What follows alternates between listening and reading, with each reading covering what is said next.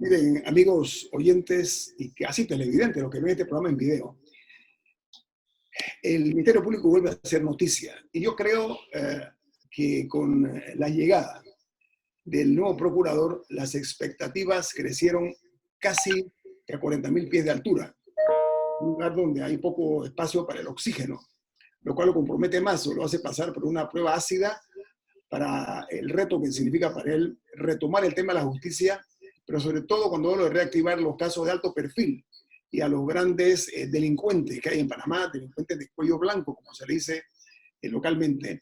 Porque ayer, entre otras cosas, se conoció de las rotaciones en el Ministerio Público que incluyen a los fiscales que tienen que ver los casos de alto perfil. Por ejemplo, caso de Brecht, que estaba en manos de la fiscal, la señora Zuleika Moore, que ella había sido propuesta o designada para ser incluso magistrada en el gobierno del señor Juan Carlos Varela. Ya se había intentado sacarla de la carrera.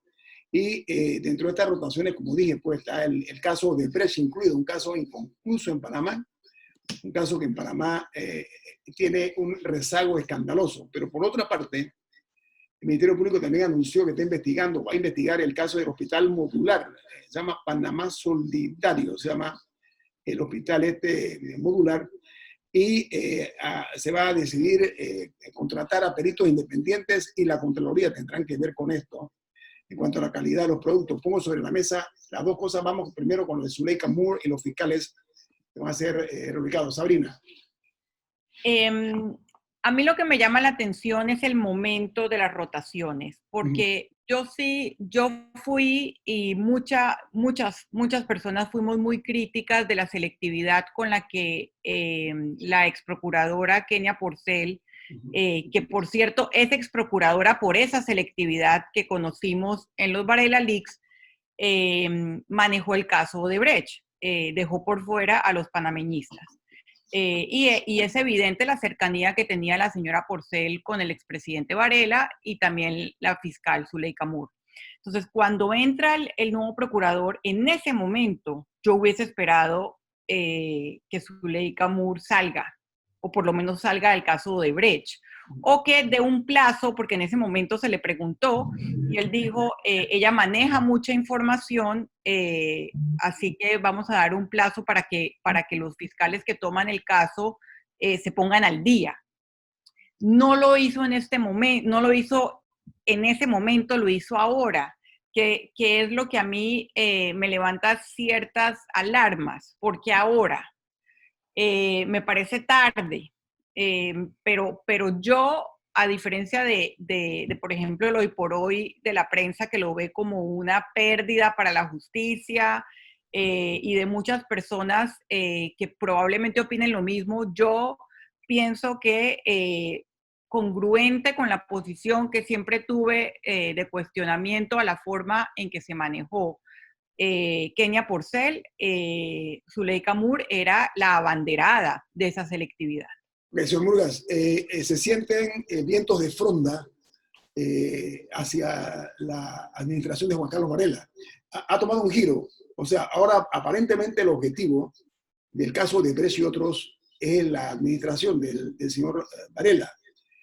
Obviamente en los Varela Leaks se refleja, conforme a lo allí consignado, que había algún tipo de vínculo muy especial entre la procuradora Kenia Porcel y el presidente Varela, y que se trató de encubrir un caso en particular de una donación que se hizo al partido panameñista de $10 millones. Un doctor, un médico que era diplomático, Jaime Lazo también, el señor Murgas. ¿Significa esto que entonces olvidaremos para atrás y se concentrarán en Varela, o será incorporar a Varela, que no se hizo en la administración de él? ¿Qué especula usted o qué interpreta usted? Guillermo, la justicia en Latinoamérica no funciona. No funciona. Muy pocos países pueden decir. Perú ha dado muestras de que han encarcelado presidentes, han hecho cosas, pero en América Latina no funciona. Entonces, el caso de Brecht es un típico ejemplo de que no funciona. Odebrecht, donde más diablura hizo fue en Panamá. Entonces, no es posible que la fiscal por Odebrecht, solo hay un panameño detenido, Guillermo, por el caso Odebrecht. Un panameño que era un panameño de cuarta categoría, no llegaba ni a jefe de departamento en el MOP. Y es el único que quedó preso. Entonces, aquí no pueden lucir los galones con el caso Odebrecht. Y el mejor ejemplo fueron los Varela Leaks. ¿Tú recuerdas cuando salieron las conversaciones de la procuradora con el presidente Juan Carlos Varela? Tenían hasta 50 llamadas en el día. Claro. Y eso fue una vergüenza para la justicia panameña. Camila, ¿qué opina usted que es la más joven aquí de la mesa? Ok. Yo soy de la opinión que Zuleika Moore hubo un problema desde el momento, y en ese momento me quejé, del momento en que ella aceptó la nominación a magistrada de la Corte. Ella nunca debió aceptar esa nominación, porque de en adelante, o sea, ella, ¿cómo podía decir ser, o sea, aún si al final la tumbaron en la asamblea, ella cómo podía seguir con sus casos en los que quizá tendría que involucrar a quien la nominó para un puesto de tal jerarquía? La Corte, ajá. La Corte. Desde ahí había un problema. Yo diría que es desde antes de los Varela Leaks. Yo lo pongo en la nominación. Aparte de eso, me parece interesante la pregunta de Sabrina de por qué ahora. Digo, la cosa es que ahora, de hecho, es un momento, yo no sé el momento político, pero el momento práctico, o sea, tendría que pensar un poco más en el momento político, porque en el momento práctico, ahorita está todo suspendido, incluyendo los procesos, o sea, los tiempos. Así que si va a haber un movimiento fiscal desde el punto de vista práctico, aunque lo hubiera hecho un poquito antes, porque ya llevan rato suspendidos, o sea, eso habría dado chance, por lo menos como de, y que vamos a sentarnos a tomar un café para explicarte el caso. Porque me preocupa ahora que, como todos los casos en este país, no terminan en un veredicto fijo, sino que terminan en technicalidades que todo se cae. Que si la coma, que si el siempre se cae por technicalidades. Entonces, me preocupa que ahora se utilice esto como una excusa para cuando se caiga. Exacto. Ajá, que cuando si el caso se cae, porque no ha pasado todavía, que si el caso se cae, la gente pueda señalar, que fue porque el nuevo fiscal no tenía lo que estaba haciendo porque se lo dieron tarde. O, espérate, es que cuando cambiaron de fiscal, se perdieron unos documentos. No, fue que, o sea, también me preocupa que suceda algo como eso. Y como tercer punto, estaba viendo aquí la lista de los traslados y hay unos llamativos. Por ejemplo, a David Mendoza, que estaba en Panamá, o sea, él estaba en la Fiscalía de Homicidios, él era de la sección homicidios de la Fiscalía Metropolitana. Por ejemplo, lo están mandando a la Fiscalía de Bocas del Toro. Yo no sé si eso es como un te queremos votar. Es un castigo. Por eso, yo no sé si es como un te queremos votar, pero no queremos tener que pagarte todas las cosas, así que por favor renuncia o te vas para Bocas del Toro. Tradicionalmente, Camila, para que usted sepa, hace un castigo cuando una persona se le mueve de un puesto importante de la capital de la República, se le manda a Darién o a Bocas del Toro, es un castigo. Pero ¿saben qué? Porque, por ejemplo, a Panamá Oeste hay que cruzar el puente. O sea, Zuleika Moore ya puede vivir en su casa y puede cruzar el puente todos los días como miles de personas. Pero déjame agregar algo. Porque Bocas del Toro sí, es otra cosa. Es un castigo. A ver, el caso de Brecht, Blue Apple y otros ha estado en un terreno pantanoso. ¿Ok? Esa es la realidad de esto, por una parte. Panamá no ha resuelto para nada los casos de los miles de millones de dólares que se nos robados. Fuimos víctimas de un asalto a la cosa pública con el caso de Brecht y los otros casos estos de alto perfil. Que estamos viendo el resultado de eso, a la falta de dinero, entre comillas, que hay. Eso es parte de los millones que nos robaron. Pero yo no pretendo con esto referirme que es una buena decisión sacar a la fiscal Moore, porque sí, para que ella explicara o transfiriera su conocimiento y experiencia, más que todo conocimiento de los casos de alto perfil. Lo importante, y espero que así sea, que el procurador Ulloa comprenda que su posición es de alta responsabilidad y ese silencio que ha habido hasta ahora ojalá sea el producto de una investigación seria y que veamos resultados. Porque desde tiempos inmemorables hemos visto que la justicia en Panamá ha sido manipulada, ha sido manoseada sin resultado alguno para los gobernantes de alto perfil, los altos funcionarios. Aquí hay una mora evidente en cuanto a la justicia. Ojalá se inspiren con lo que estamos viendo en Bolivia, lo que estamos viendo en Perú y otros países donde la justicia sí funciona. Vamos al corte comercial. En el próximo bloque, porque quería terminar mi argumento. Mucho gusto, Sabrina. Vamos a hacerlo, pero lo que no quiero es que se piense que deliberadamente se está haciendo este cambio ahora. Tiene que haber explicaciones sensatas, creíbles, ¿no? Porque los casos estos de alto perfil pasaron como a un tercer plano. En periodismo se dice pasaron a la página 18, casi cerca de los clasificados de un periódico. Vamos al corte comercial. Viene más en Info Análisis, un programa para la gente inteligente. Bueno, en el tema de la rotación de los fiscales que tiene que ver con los temas de alto perfil en materia de corrupción, un abogado nos escribe, dice, los traslados por parte de los procuradores cuando entran es normal. Otros han optado por votar fiscales. Cuando hay cambio de procuradores también traen a esos fiscales mandados a sitios distantes, nuevamente a lugares más cercanos. Lo mismo pasa con los jueces, dice este abogado, que le agradecemos mucho su participación. Sabrina, no se quedó con el tema inconcluso, me decía. Sí, porque obviamente, y tal y como dice el oyente, uno espera que el procurador Ulloa conforme su equipo. Y sabemos que el caso Odebrecht es un caso emblemático e importante para la justicia panameña. Entonces, cuando él llegó, fortaleció la Fiscalía Anticorrupción. Habría que ver qué pasó con ese fortalecimiento y cuál es la alternativa a la salida de Zuleika. Repito, a mí la salida de Zuleika me parece tardía pero acertada por lo que ella representaba y por la forma en que se había manejado el caso de Odebrecht. Sin embargo, espero que no se esté cambiando una selectividad por otra selectividad. Porque, disculpa, un momentito, ¿qué quiere decir con una selectividad por otra, Sabrina? Bueno, nosotros sabemos que la exprocuradora Kenia Porcel no tocó a Juan Carlos Varela ni al partido panameñista. ¿Okay?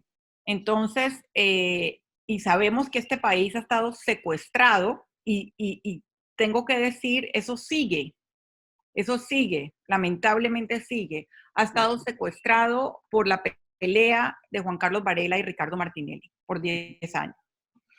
Entonces, yo sí quisiera darle el voto de confianza, pero necesito una explicación, necesito entender cuál es la alternativa, quién se va a quedar con los casos de alto perfil, cómo va a complementar ese equipo y cómo va a asegurar que los casos no se estanquen. Cuando digo cambiar una selectividad por otra, quiero decir, antes no tocábamos a Varela, yo quiero ver que ahora se toque a todos. A Varela, a Martinelli y también lo que esté pasando en este gobierno. Que la prueba de fuego de un procurador es investigar con éxito al gobierno que lo nombró. Entonces, obviamente, Ulloa, que solo tendrá medio periodo, porque Kenia Porcel renunció por lo revelado, por los Varela Leaks, y aunando a lo que dice Camila, lo de los Varela Leaks es como los resultados del COVID, simplemente refleja la complicidad que había 2 años antes, cuando la nominaron.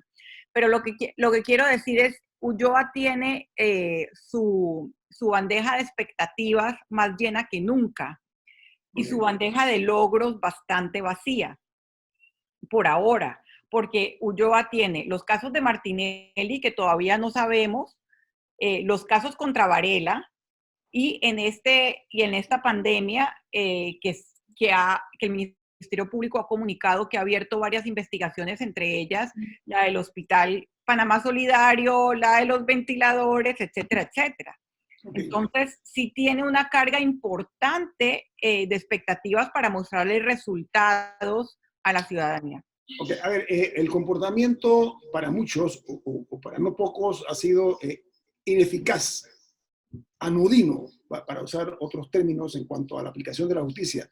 Señor Murga, pero hay la esperanza ahora de que el Ministerio Público anuncie que va a investigar el tema del hospital modular Panamá Solidario y que para eso se van a designar peritos independientes y va a entrar también la Contraloría a quien corresponde esta investigación para ver en realidad la calidad de la obra. Yo creo que la Sociedad Panameña de Ingenieros y Arquitectos, que estuvo aquí su presidente, lo entrevistamos, tiene mucho que decir. Señor Murgas.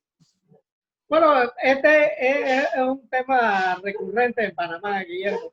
No, el tema del hospital, estoy hablando del hospital modular, señor Murgas, que no es recurrente. Pero es que la desgracia de Panamá es que todos los hospitales han servido para el latrocinio, terminan en grandes estándares. Acérquese a la pantalla, señor Murgas, por favor. Acérquese. Hay 7 hospitales que no se han terminado en Panamá y que van a consumir 3 periodos presidenciales.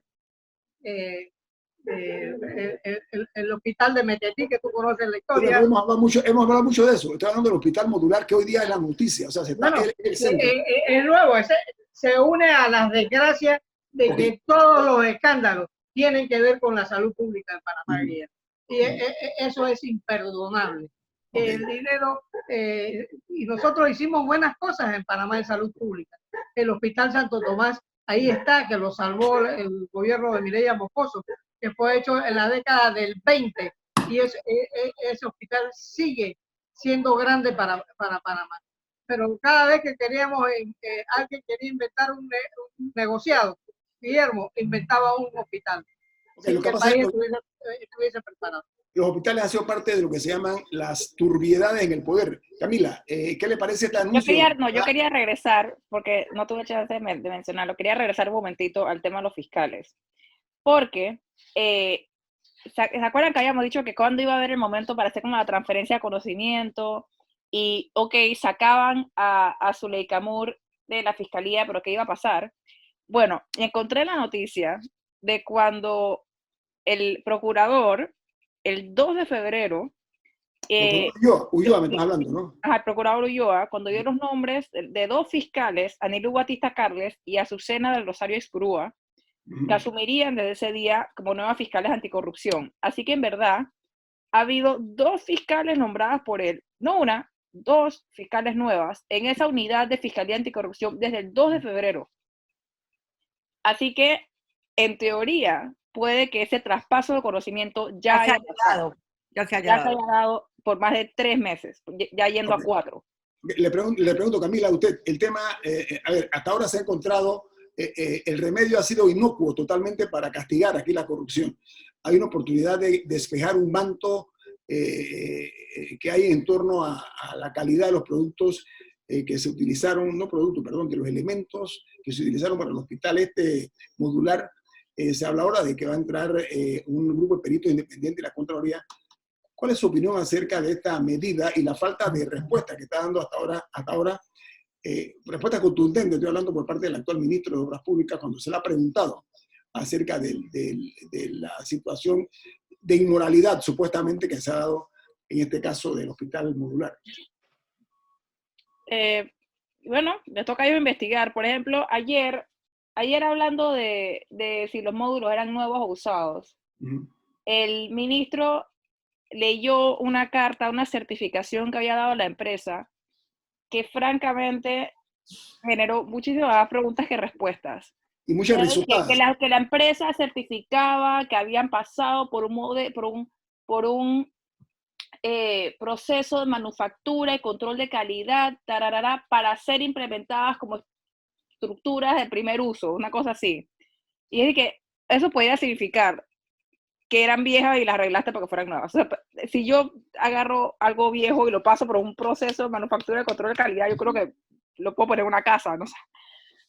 Y yo sé que en algún momento el video usó la palabra nuevos, pero lo que queremos es que publiquen todo. Si me dicen que era falso, que aduanas había importado estos contenedores, qué curiosa la misma cantidad de contenedores que se usados de Costa Rica. Si me dicen que no es así, o A, aduanas no los registró, o B, si me van a decir que lo construyeron aquí, publiquen todos los documentos, digan, aquí está porque son nuevos, aquí está la foto de cuando lo construimos, aquí está el video de cuando estábamos lijándolo por primera vez.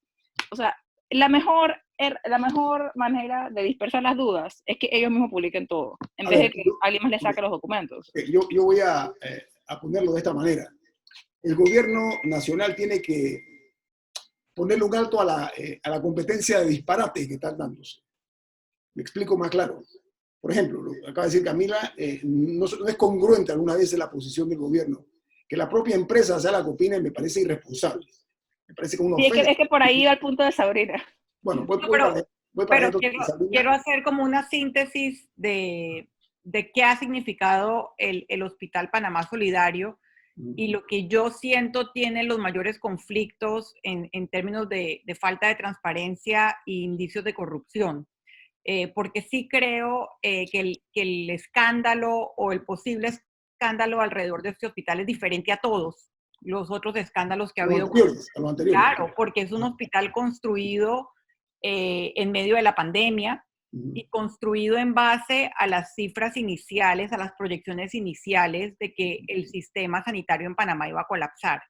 Entonces, para ir desglosando, digamos, los diferentes cuestionamientos, yo puedo entender, e incluso los doctores lo han avalado, los de la Comisión Médica Independiente, yo puedo entender que Panamá se preparara para el peor escenario. Aunque el hospital esté vacío, yo lo puedo entender. O sea, a mí me parece responsable. O sea, que esa parte no la voy a criticar. ¿Qué es lo que criticas? Incluso, por eso voy a ir poco a poco, incluso puedo entender si lo hubiesen informado, que se hubiese determinado que una donación de China no era conveniente para Panamá, porque hubiese sido quizás, porque no hay donación gratis, y menos en esta pandemia que se ha convertido en un campo de batalla entre China y Estados Unidos. Pero si lo hubiesen informado.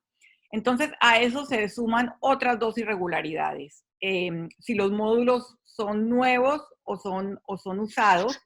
Cuando ayer yo puse un tuit un poco riéndome de que fuera la misma empresa la que certifique la calidad. Es lo que acabo de decir. Hubo alguien que me contestó que en la industria de la construcción eso es usual y que muchas veces se usan esos módulos, valga la redundancia, usados.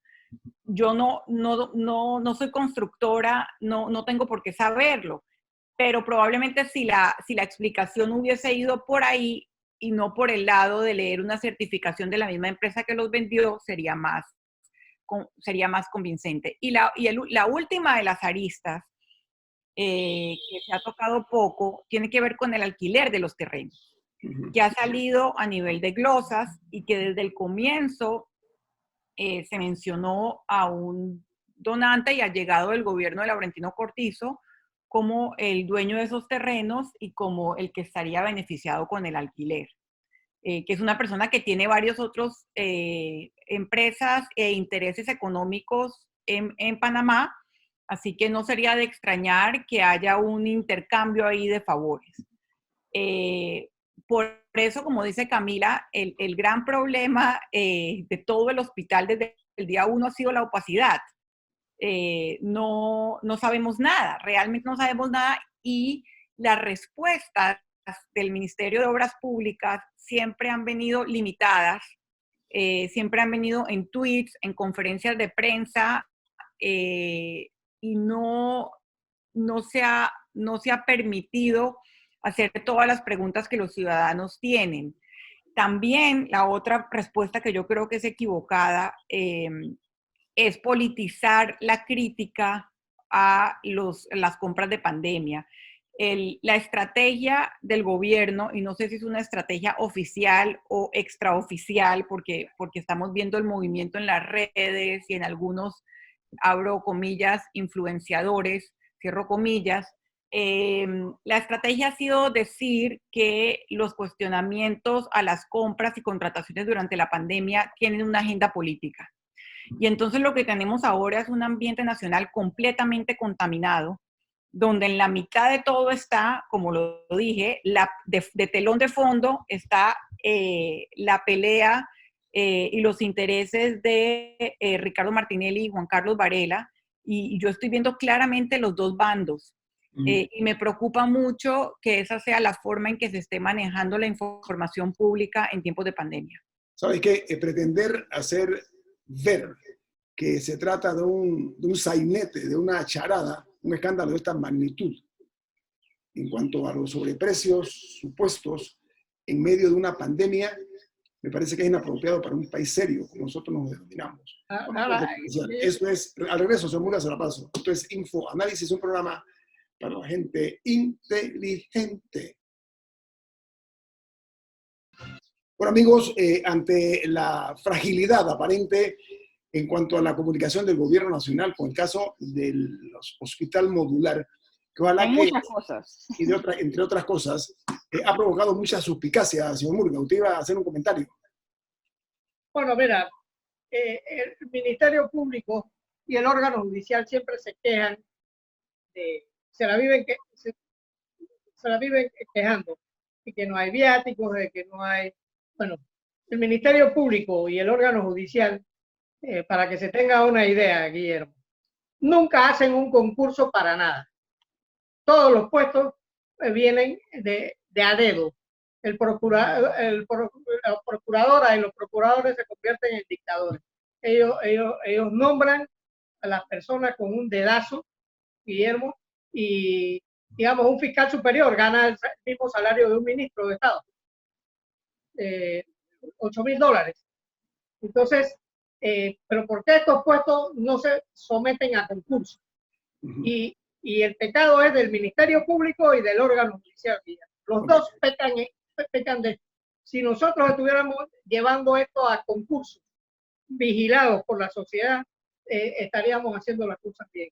Elevaríamos el nivel de la justicia también. Claro, imagínate que la judicial no se le ha dado el presupuesto desde que se pasó en 2015. Bueno, sí, pero ya yo nomás te digo lo que gana un fiscal superior. ¿Qué ha pasado? Una fiscal aquí me está criando. Un solo procurador ha terminado el periodo en democracia. O sea, que había más estabilidad en la llamada dictadura que en democracia. Aquí hay una democracia, ningún procurador, salvo José Antonio Sosa, terminó su periodo. Pero en dictadura, aquí investigaron por las desapariciones y aquí investigaron de que el poder de verdad por las muertes y los desaparecidos a nadie. Pero no hubo tanto escándalo. Pero si no servían para nada, si no investigaban a la gente por matar y por desaparecer, yo no quiero una fiscalía así, prefiero que la hagan todos los años. Siempre en las dictaduras hay menos escándalos que en las democracias, de eso se trata, ¿no? Porque no los sacan. No hay libertad de expresión, nadie lo puede decir. Bueno, voy para allá. Pero lo que sí es triste es que en democracia los procuradores, que son la máxima autoridad del Ministerio Público, uno solo en 30 años ha terminado su periodo. Ok, a ver, ha habido aparentemente una subordinación histórica de los procuradores con el poder que está en el Ejecutivo, hablando los presidentes hacen lo que le da la gana con los procuradores. No voy a entrar en materia de la época de la dictadura, voy a referirme a democracia. Pero ¿saben qué? El periodismo independiente acabó con la verdad oficial. Hay que aceptar eso, felizmente, ¿no? Antes nada más primaba la verdad oficial. El periodismo investigativo, sobre todo, acabó con eso. Sabrina Bacal, usted que es presidenta del Consejo Nacional de Periodismo. Nos debemos sentir bien nosotros de que los escándalos se saben por los medios de comunicación y no por las autoridades, o debemos sentirnos mal por eso. Digo, como presidenta nacional del Consejo Nacional de Periodismo, quiero comentar algo que no había tenido oportunidad de hacerlo en este espacio, que sé que el doctor Ritter lo ha hecho, y fue algo que encendió las alarmas sobre los mecanismos que está utilizando este gobierno para dar sus explicaciones o para generar presiones a los medios. Y ese fue ese comunicado publicado con la firma de la Secretaría Estratégica de Comunicación. No tenía firma, perdóname, Sabrina, no tenía firma. Sin firma, pero atribuido a la Secretaría Estratégica de Comunicación. Una oficina desconocida, Sabrina, también, era desconocida. Correcto. Okay, bien. Pero el tema no es si el desmentido, el tema no es solo si el desmentido o no es cierto o falso.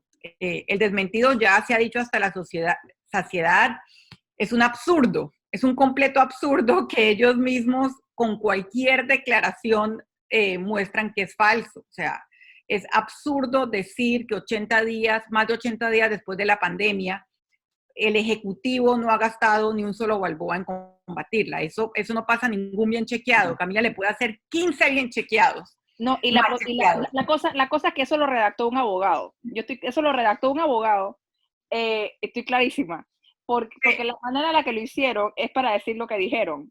Claro. Y por ejemplo, la ministra Turner, ayer, creo, habló de antes de ayer, habló de que las compras de enero, febrero y marzo las iban a publicar en Panamá Compras las próximas semanas. Y ella habló de las compras COVID-19. Entonces lo que pasa es que yo estoy segura que que están jugando con la palabra compra. Compra y gasto. Porque el gobierno históricamente es mala paga, pero a otro nivel, que te pagan 6 meses después, 3 meses después. Entonces perfectamente pueden estar utilizando de todo desde enero. Pero si lo pagan en junio no lo han comprado. No, permiso, estamos contra el tiempo. Permiso, Sabrina. A ver, y lo que hemos visto... Pero que ha habido compras COVID, las ha habido. Sí, permiso, pero a ver, la defensa del gobierno, Sabrina, permiso, la defensa del gobierno, para no pocos, la estrategia, estoy hablando comunicacional, ha sido medio aldeana, o sea, como de aldea, como parroquial, o sea, le ha faltado un sustento mayor en cuanto a una estrategia conforme a los tiempos, me parece. Camila hablaba de la necesidad de que el gobierno se hubiera evitado muchos problemas. Tú decías, Camila, ¿cómo se hubiera evitado este problema? El problema es que es mucho más difícil convencer a la gente una vez que la gente ya tiene una idea previa. Entonces, si ellos querían convencernos de que las cosas estaban bien hechas, tenían que haberlo publicado todo al principio, porque el momento que la gente se pone a escarbar y formar sus propias conclusiones, es mucho más difícil reescribir, por llamarlo así, reescribir esas conclusiones a generar una primera conclusión. Entonces, en ese sentido, es culpa de ellos. O sea, ellos, al no proveer ellos la información, dejaron que otras personas llenaran esos huecos. Sabrina, ¿qué es lo que ibas a decir?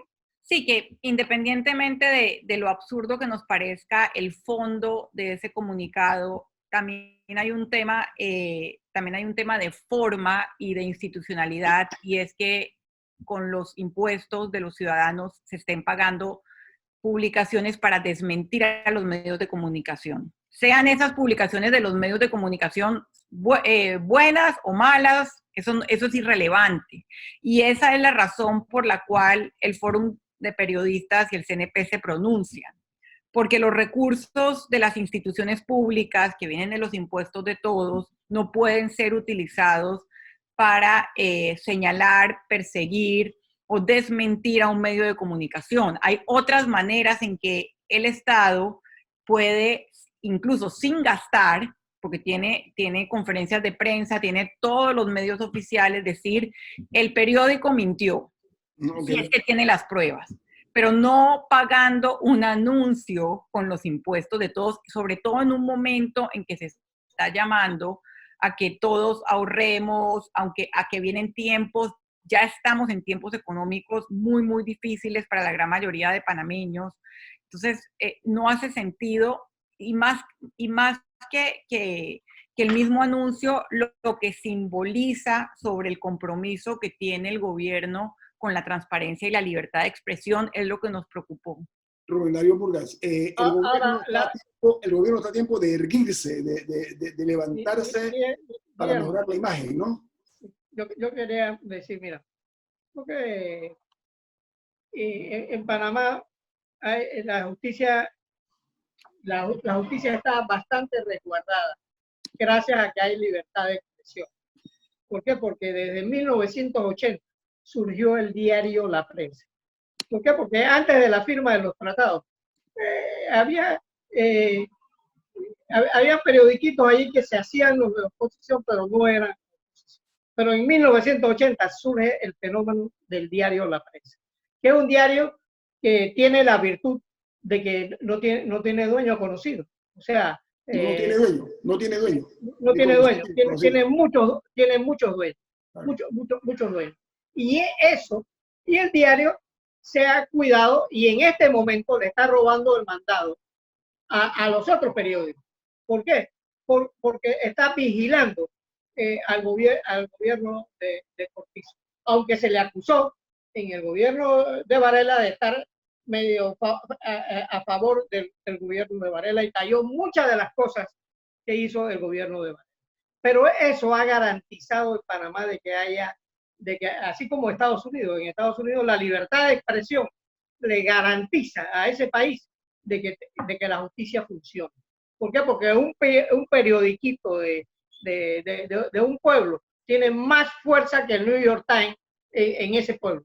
Señor Murgas, pero pretender, permiso, señor Murgas, como estrategia, usted sabe lo que va a decir, la pregunta que me va a dar, porque pretender banalizar los supuestos escándalos, me parece a mí que es poco feliz. No sé usted qué opina. ¿Cómo banalizarlo? De parte de la estrategia oficial, pretender banalizar estos casos de la manera como están pretendiendo, como que no ha pasado nada, etcétera, me parece una estrategia que se puede... Bueno, es que tenemos un pecado, Guillermo. Está prohibido desde el gobierno a los funcionarios hacer negocios. Y la moda en democracia es que los ministros salen millonarios y muchos funcionarios salen millonarios. Y eso es pecado, Guillermo, eso es pecado. Yo conocí muchas personas que fueron ministros, que fueron directores de entidades autónomas en el pasado aquí y no salieron millonarios, salieron por la puerta ancha de su despacho, Guillermo. Y eso las nuevas generaciones quieren entrar al gobierno a hacer negocio, a hacer business. Y eso creo que Cortizo no es culpable de la pandemia. Le tocó la pandemia. Sí, pero eso es otro tema. Bueno, yo de hecho, a mí me gustaría opinar en eso que acaba de decir el señor Murgas, con lo que yo he abogado por mucho tiempo, y es que exista un servicio civil de verdad. O sea, que muchos puestos sean, que en otros países existe, por ejemplo, el Reino Unido, el Civil Service, la gente compite y hace exámenes y hace de todo para entrar a trabajar con el Estado, a entrar al Civil Service. Y esa gente trabaja ahí sin importar quién sea el primer ministro, de qué partido sea, y ocupa, o sea, y pueden crecer, o sea, es como una mega empresa, pongámoslo así, pueden crecer dentro de la organización. Y es por eso que cuando uno habla con gente, le pregunta a un embajador, ¿por qué tienen tan buenos embajadores? Por ejemplo, porque antes de estar en Panamá estuvo en Taiwán, y antes de estar en Taiwán estuvo en Sudáfrica, y antes de estar en Sudáfrica estuvo en no sé dónde. O sea, una trayectoria, y así con muchísimas otras personas de puestos de rango. Aquí es de que necesito un ministro de Obras Públicas. ¿Qué constructoras hay de esas? Necesito un ministro de tal. Dije, ¿qué doctores hay? Ese. Necesito un ministro de tal. ¿Qué cosas tengo? Ese que está ahí. Necesito una ministra de Educación, esa rectora. Que digo, pueden ser buenos o pueden ser malos. No estoy hablando de las personas específicas. Pero claro, aquí se saca gente del ámbito privado. Se saca gente del ámbito privado o de otras responsabilidades y se les pide que sea ministro o que sea director o que sea administrador, cuando no necesariamente tienen esa formación. El servicio público es otro monstruo. El problema es que aquí no hay... A mí me parece que una persona puede ser, a mí me parece que alguien puede ser el mejor profesional en su ámbito y no necesariamente va a ser un buen ministro. Porque no necesariamente sabe administrar una cartera pública. Los mejores ministros salen de la propia institución, que ascienden de ahí. Cuando tú conviertes a un director de departamento, lo llevas a viceministro, lo llevas a ministro, después de 20 años de trabajar en la institución, va a ser un excelente ministro. Tenemos que irnos ya. Pero ¿saben qué? Mientras aquí los ministros salgan del CEN del partido, mientras los ministros salgan exactamente de cargos políticos,